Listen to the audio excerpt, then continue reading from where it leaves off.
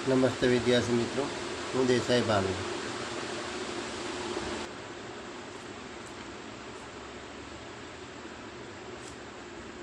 આજે આપણે માપનમાં અનિશ્ચિતતા અને વૈજ્ઞાનિક સંકેત પદ્ધતિની વાતો કરીશું.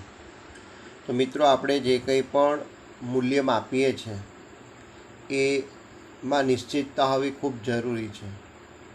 તો આપણે ઘણીવાર પ્રયોગ કરતા હોઈએ ત્યારે આપણને મળતા પ્રાયોગિક પરિણામો અને જ્યારે આપણે ગણતરી કરતા હોઈએ ત્યારે સૈદ્ધાંતિક પરિણામોમાં નિશ્ચિતતા હોવી ખૂબ જ જરૂરી છે. સામાન્ય રીતે વૈજ્ઞાનિકો દ્વારા માપવામાંના મૂલ્યો એ ખૂબ જ નિશ્ચિતતા ધરાવતા હોય છે. એટલે વૈજ્ઞાનિકના માપેલા મૂલ્યો એ ચોક્કસતા અને યથાર્થતા ધરાવે છે એવું કહી શકાય.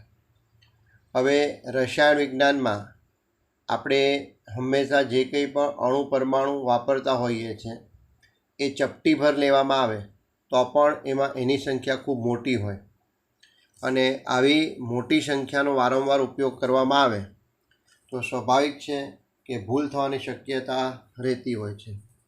હવે એવું માની લઉં કે ભાઈ કોઈ આવી રકમ છે,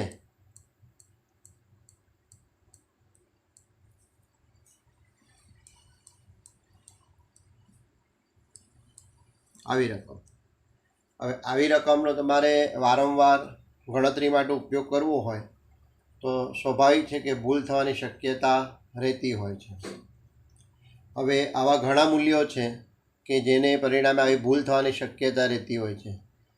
દાખલા તરીકે 2 ગ્રામ હાઇડ્રોજન વાયુમાં રહેલા અણુની સંખ્યા ગણીએ તો 602222000 આટલી મોટી સંખ્યા હોય છે. હાઇડ્રોજન પરમાણુ દળની વાત કરીએ તો 0.00000 બરાબર છે અને 166 જેટલું હોય છે. આ ઉપરાંત પ્લાન્ક અચળાંક, પ્રકાશની ગતિ, કણ પરનો વીજભાર, આ બધા મૂલ્યોને દર્શાવવા એ ખૂબ જ અઘરા હોય છે. આથી આપણે એક પદ્ધતિ સ્વીકારેલી છે જેને કહેવાય છે વૈજ્ઞાનિક અંક પદ્ધતિ અથવા વૈજ્ઞાનિક સંકેત પદ્ધતિ. એમાં શું કરવામાં આવે તો આપેલા મૂલ્યને બસ એક ચોક્કસ સ્વરૂપે રજૂ કરવામાં આવે છે. n ગુણ્યા 10⁻n સ્વરૂપે. તો આને સંકેત પદ્ધતિ અથવા વૈજ્ઞાનિક અંક પદ્ધતિ કહેવામાં આવે. જ્યાં કેપિટલ N જે છે એ શૂન્ય સિવાયનો કોઈ પણ એક અંક હોય અને 10⁻n જે છે તો સ્મોલ n એ ઘાતાંક દર્શાવે છે. દાખલા તરીકે હું એક કિંમત લખું 0.00016.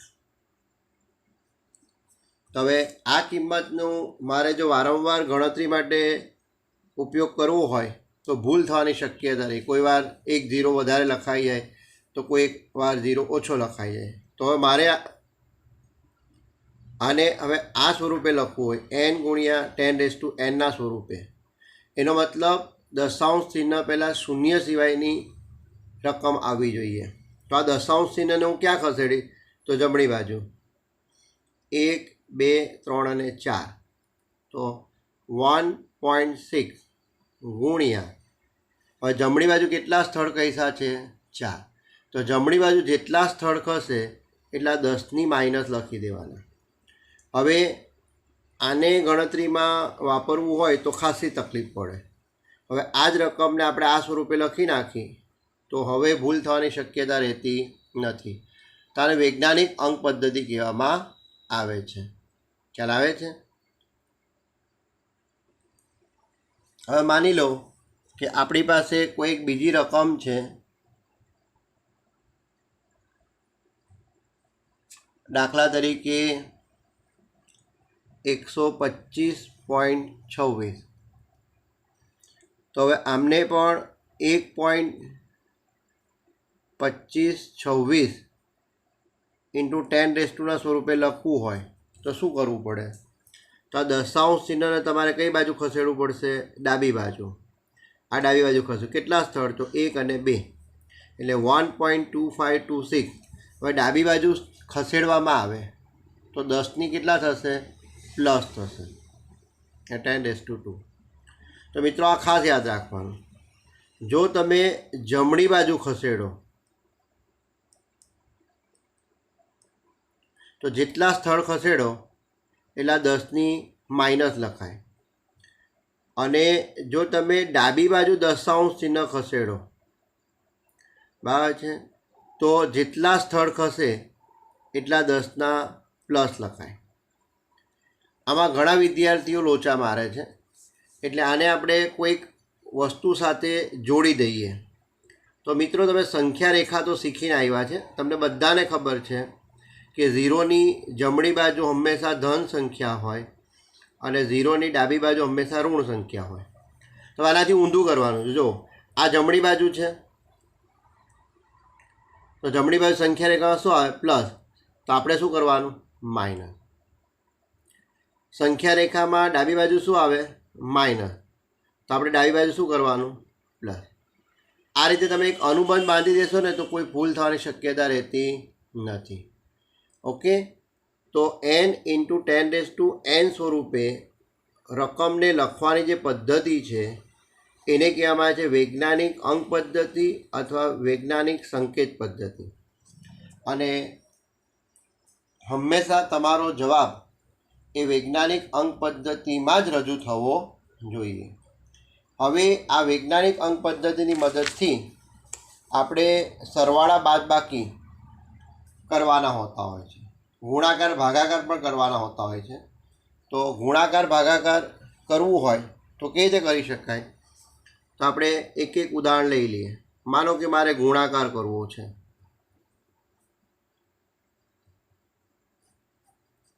રકમ છે 5.6 × 10^5. એક રકમ છે 5.6 × 10^5. આ એક રકમ છે, એને આપણે ગુણવાની છે 6.9 × 10^8. 6.9 × 10^8. આવા બંનેનો ગુણાકાર કરવાનો છે આપણે. તો મિત્રો ગુણાકાર કરો ભાગાકાર કરો ત્યારે કોઈ વાંધો નથી. તો ગુણાકાર કરશું તો શું કરીશું? તો 5.6 × 10^5 ગુણ્યા 6.9 × 10^8. તો આ બે સંખ્યાને સાથે લખી દઈએ અને 10^5 અને 10^8 ને સાથે લખીએ. હવે આ બેનો ગુણાકાર તો આપણે સીધો કેલ્સીફર કરી દઈશું. હવે અહીંયા આધાર સરખો છે એટલે ઘાતાંકનો શું થાય? સરવાળો. ઓકે, આ બે સંખ્યાનો ગુણાકાર કરો તો શું આવશે? 38.64 આવે છે. આપણે વૈજ્ઞાનિક અંક પદ્ધતિમાં જવાબ જોઈતો હોય તો એટલે કે 3.84. તો દશાંશ ચિહ્ન આજે જે કઈ બાજુ ખાઈશું? ડાબી બાજુ ખાઈશું. કેટલા સ્થળ? 1. અહીંયા ખાઈશું.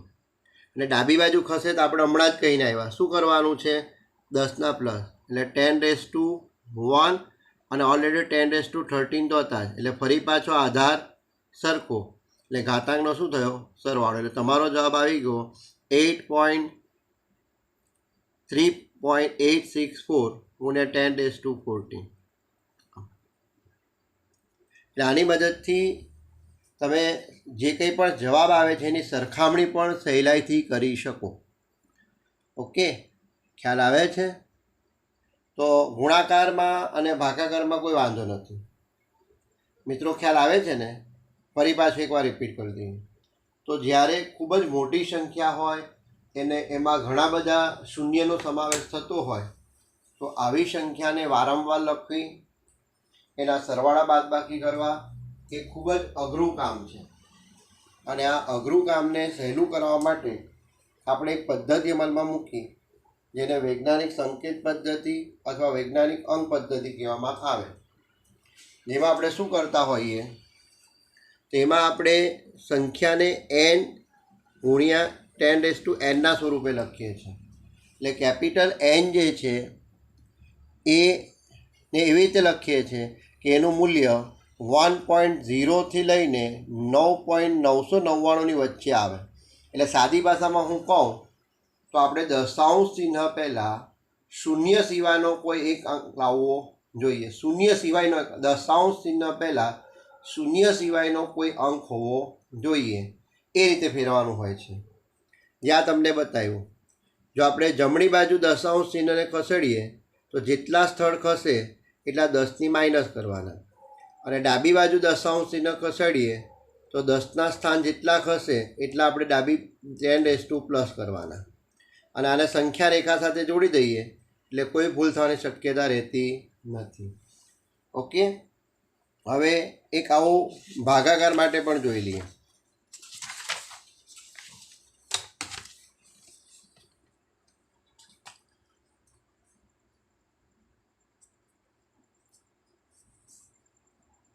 માની લો કે તમારે હવે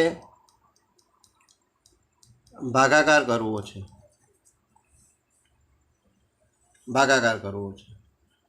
અને સંખ્યા છે 2.7 × 10⁻³ ભાગ્યા 5.5 × 10⁻⁴. તો હવે સાદું સિમ્પલ છે. 2.7 × 10⁻³ ભાગ્યા 5.5 × 10⁻⁴. ક્લિયર? સમજાય છે? તો આપણે કેલ્સીની મદદથી આ બે સંખ્યાનો તો ભાગાકાર કરી નાખીશું. હવે આ 10⁻⁴ નીચે છે એને આપણે ઉપર લઈ જઈએ તો પ્લસ થાય, અને આ બે સંખ્યાનો ભાગાકાર કરીએ તો 0.4909 આવે છે. હવે આને ઉપર લઈ લઈએ તો 10⁻³ છેદમાંથી અંશમાં જાય તો માઇનસ હોય તો શું થાય? પ્લસ. તો 0.4909. હવે આધાર સરખો જ એટલે ઘાતાંકનો સરવાળો એટલે 10⁻1. હવે આ કિંમતને આપણે શું લખવાની છે? 4.909. એટલે દશાંશ ચિહ્ન પહેલાં શૂન્ય સિવાયનો કોઈ અંક લાવીએ તો દશાંશ ચિહ્ન ક્યાં ખાઈશું? બોલો, ક્યાં ખાઈશું? જમણી બાજુ ખાઈશું ને. તો કેટલા? તો આપણે 10 શું કરીશું? કેટલા? માઇનસ. તો આધાર સરખો એટલે ઘાતાંકનો સરવાળો કરો તો જવાબ આવશે 4.909. ઓકે, અને આને 10⁻0 લખીશું કારણ કે આનો જવાબ આવશે કેટલો? 1. ઓકે, ને કોઈ પણ સંખ્યાનો ઘાત 0 એટલે આવું લખી શકાય. ખ્યાલ આવે છે તમને? ક્લિયર? આવું કંઈ પણ કરી શકાય. તો ગુણાકાર ભાગાકારમાં કોઈ વાંધો નથી. હવે જે કાળજી રાખવાની છે એ સરવાળા અને બાદબાકીમાં. સરવાળા અને બાદબાકીમાં વિશેષ કાળજી રાખવી પડે. હવે માની લો કે તમારે સરવાળો કે બાદબાકી કરવી છે, તો આપણે બાદબાકી કરીએ. 2.5 × 10⁻² માઇનસ 4.8 × 10⁻3.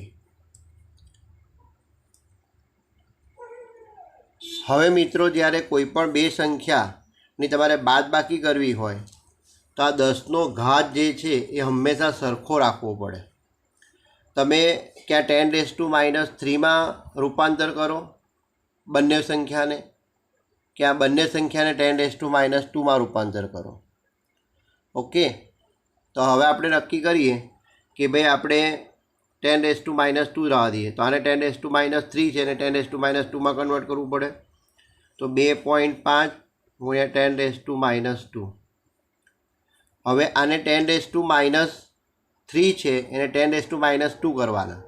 એટલે આપણું દશાંશ ચિહ્ન આપણે કઈ બાજુ ખસેડવું જોઈએ? ડાબી બાજુ. ડાબી બાજુ ખસેડીશું શું થશે? 0.48 કેટલા સ્થળ ખસ્યા?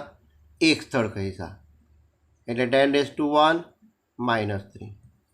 તો જોઈ લો, આધાર સરખો છે એટલે ઘાતાંકનો શું થાય? સરવાળો. એટલે 2.5 નું 10⁻² માઇનસ 0.48 નું 10⁻². એટલે જ્યારે પણ તમે સરવાળો કે બાદબાકી કરો તો ત્યારે 10નો ઘાત જે છે હંમેશા કેવો આવવો જોઈએ? સરખો. અને સરખો આવે તો જ તમે બાદબાકી કે સરવાળો કરી શકો. તો સાદું સિમ્પલ થઈ ગયું. 2.5 માઇનસ 0.48 અને 10⁻² કોમન નીકળી ગયા. હવે આ બેની બાદબાકી તો સીધી થઈ શકે, જેનો જવાબ આવે છે 2.02 ગુણ્યા 10⁻². ઓકે. તો સરવાળા બાદબાકી કરવી હોય ત્યારે તમારે વિશેષ કાળજી રાખવી પડે. અને તમે એવું માનો કે આ સહેલું છે ને મને આવડી જાય તેવું મિત્રો તમારી ભૂલ થાય છે. આના માટે વિશેષ કાળજી લેવી પડે. નહીં તો ઘણા બધા વિદ્યાર્થી મિત્રો આમ જ આંખ વીંચીને સરવાળા બાદબાકી કરી નાખે છે અને પછી ઘણી બધી ભૂલો કરતા હોય છે. હવે કેટલાક વિદ્યાર્થી મિત્રો એવું કહે કે સાહેબ ના, અમારે 10⁻² નથી ફેરવવું, 10⁻³ ફેરવવું છે. બરાબર છે. એટલે આ જે હવે 10⁻² છે એને ક્યાં ફેરવવાનું છે? 10⁻³ ક્લિયર? તો હવે દશાંશ ચિહ્ન જે છે એ કઈ બાજુ ખસેડવું પડે? ચાલો, તો આપણે એ 10ની જે ઋણ ઘાત છે 2 એમાં શું કરવાનું છે? ઉમેરો. તો જમણી બાજુ ખસો તો માઇનસ થયેલા ઘાતાંકનો શું થાય? સરવાળો. તો આને જમણી બાજુ ખસેડીએ તો હવે અલગથી બતાવીએ છીએ. 2.5 ગુણ્યા 10⁻² માઇનસ 4.8 ગુણ્યા 10⁻3. હવે આપણે આ 10ની ઘાત જે 2 છે એને -3માં જ કન્વર્ટ કરવી છે. તો દશાંશ ચિહ્ન ક્યાં ખસશે? જમણી બાજુ. એટલે શું લખાય? 25 ગુણ્યા 10⁻³ માઇનસ 4.8 ગુણ્યા 10⁻3. ચાલો, હવે બંનેમાં 10ની ઘાત સરખી થઈ ગઈ. તો હવે એને કોમન કાઢી લઈએ તો બચ્યું શું? 25 માઇનસ 4.8 ગુણ્યા 10⁻3. 25 માઇનસ 4.8 કરીએ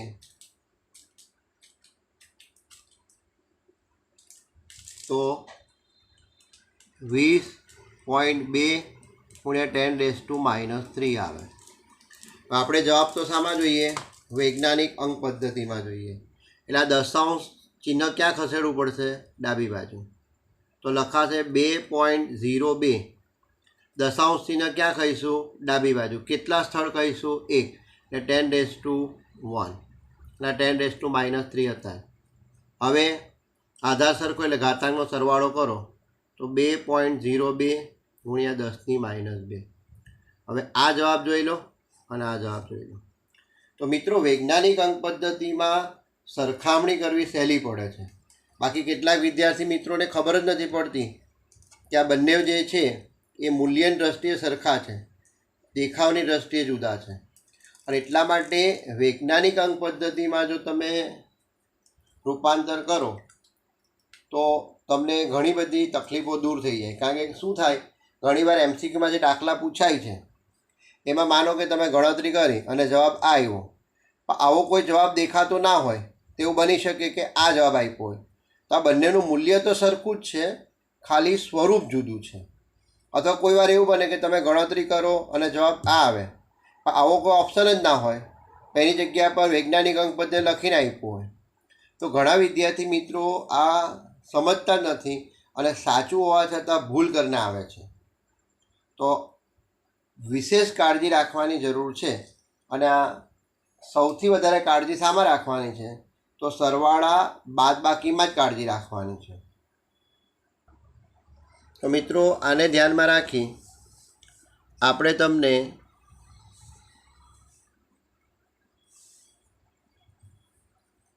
હોમવર્કમાં પેજ નંબર 23 પર સ્વાધ્યાયનો પ્રશ્ન 1.18 એ ઘરેથી હોમવર્ક કરવા માટે આપીએ છીએ, જેમાં તમારે વૈજ્ઞાનિક સંકેતમાં ફેરવવાનું, એટલે વૈજ્ઞાનિક અંક પદ્ધતિમાં તમારે એને ફેરવવાનું છે. ઓકે. આ ઉપરાંત તમારે કેટલાક સરવાળા બાદબાકી પણ કરવાના છે, તો હું એ પણ તમને હોમવર્કમાં આપી દઉં છું.